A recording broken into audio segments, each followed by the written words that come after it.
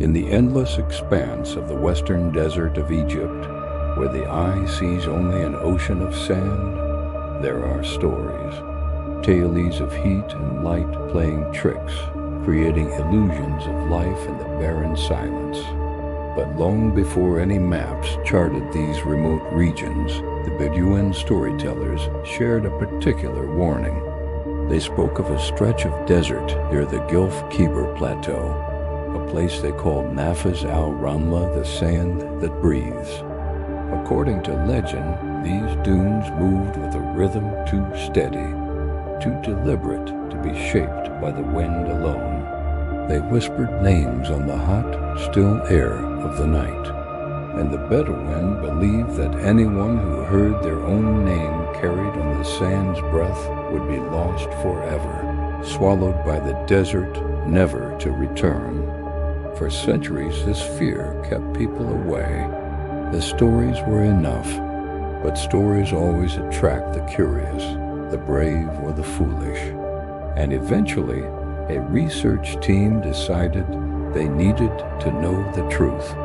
They packed their gear, their scientific instruments, and their skepticism, and headed into the heart of the legend. The team arrived as the sun began its descent, painting the sky in shades of orange and purple. The silence was profound, broken only by the crunch of their boots on the sand. They set up camp, deploying sensors to measure wind speed, geological tremors, and atmospheric pressure.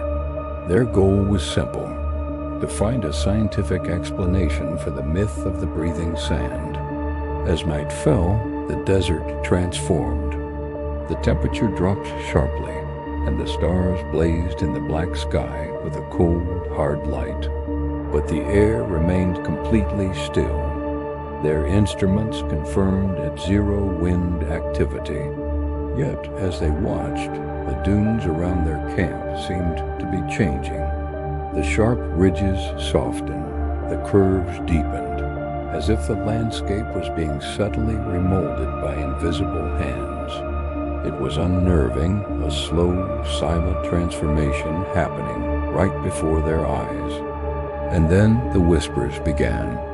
At first, they were barely audible, a faint rustling from beneath the surface, like sand trickling through unseen cracks deep within the earth. The team strained to listen, dismissing it as their imaginations. But the sound grew. It wasn't random. It rose and fell in a strange, hypnotic cadence, carrying what sounded like voices.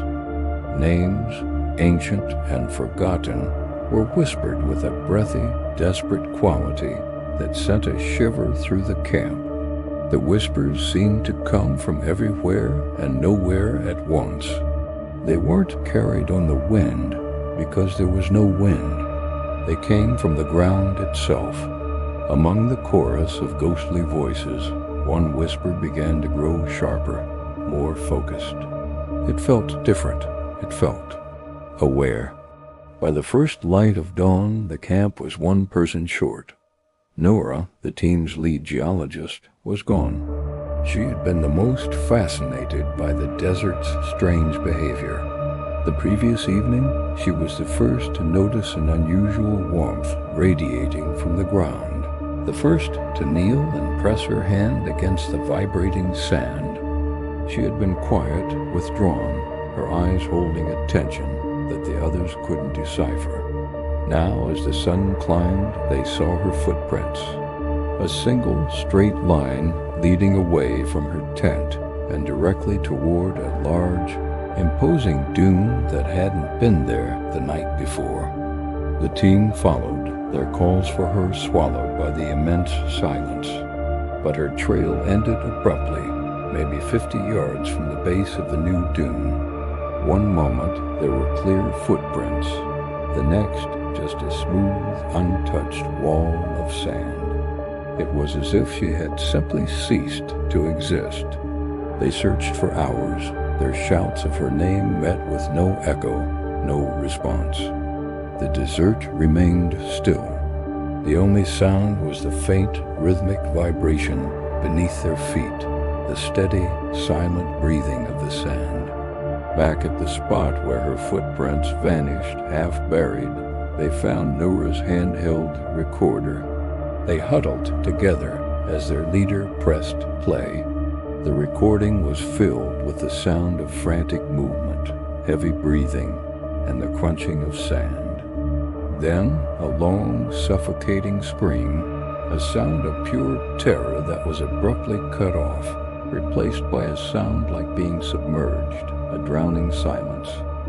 She was gone, claimed by the dune. But as they stood there, chilled to the bone, they realized they were not alone. The whispers were starting again. Driven by a mixture of guilt, fear, and a desperate need for answers, the remaining team members made a decision. They were going to excavate the dune. They grabbed their shovels and began to dig into the base of the colossal mound that had seemingly appeared overnight. The sand behaved strangely. It didn't pile up as it should. It seemed to move away from their shovels, sinking in places, flowing with a purpose that defied physics. It felt less like digging and more like fighting a living organism that was resisting them. After an hour of exhausting work, a shovel struck something hard. They cleared the sand away and uncovered a human arm, ancient and petrified, reaching upward as if clawing for the surface. A collective gasp went through the team. They dug faster, more frantically, and soon more shapes emerged from the sand. A cage of ribs, twisted limbs, skulls with jaws locked in silent screams, all fused together into the dune itself. This wasn't a burial ground. It was a mass of bodies, thousands of them, melded together, trapped in the sand like insects in amber. The horrifying truth crashed down upon them. The dune wasn't made of sand, it was made of people. Countless souls drawn under the surface over centuries, slowly absorbed into something vast, ancient, and alive. Every grain of sand was a fragment of a forgotten life. Every whisper they had heard was a memory, a name echoing from a trapped soul. Every rhythmic breath was the collective struggle of thousands, suffocating beneath the weight of the desert.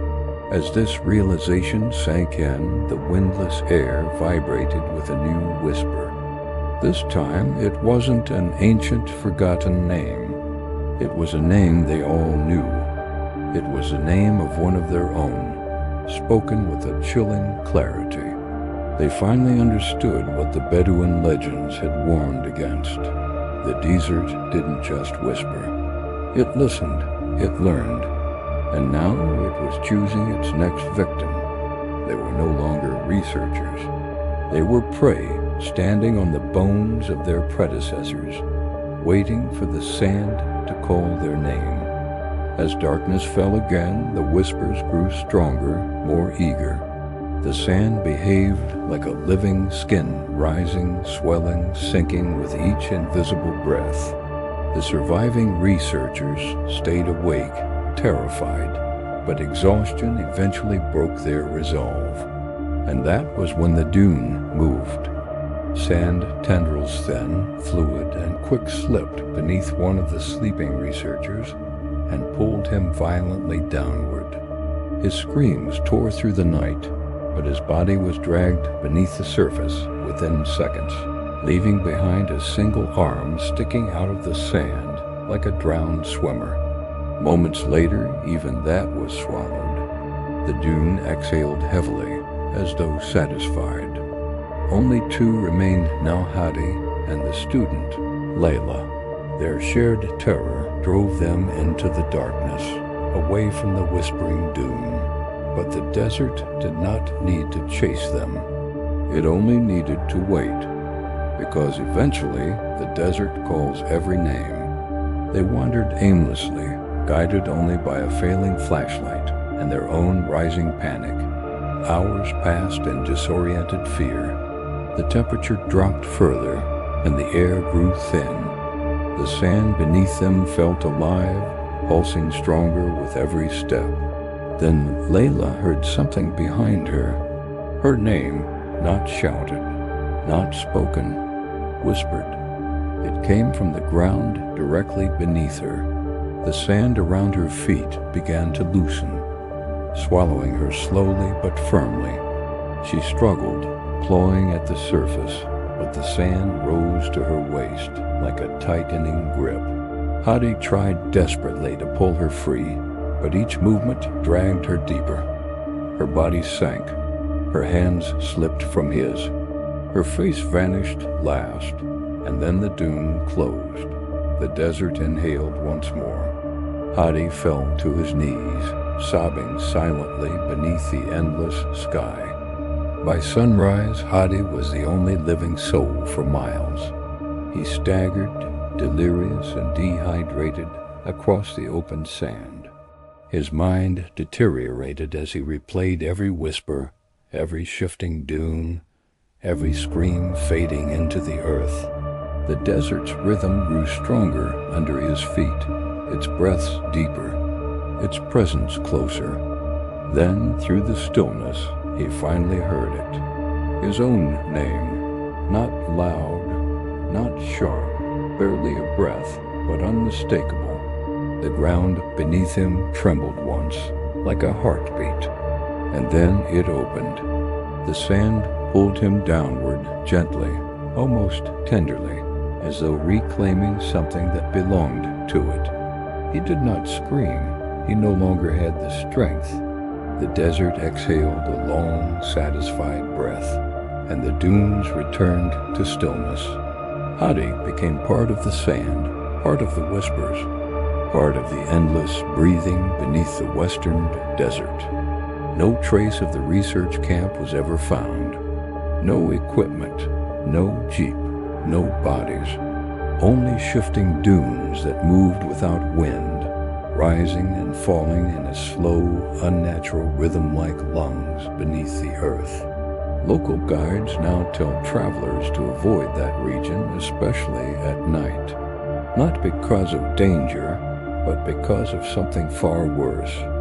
Sometimes when the desert is perfectly still, when the air stops moving, and when the dunes seem to rise slightly with each breath, they say you can hear a name whispered softly from beneath the sand. And if the name you hear is your own, then the desert has already chosen you. Thank you for listening. I hope you enjoyed that story.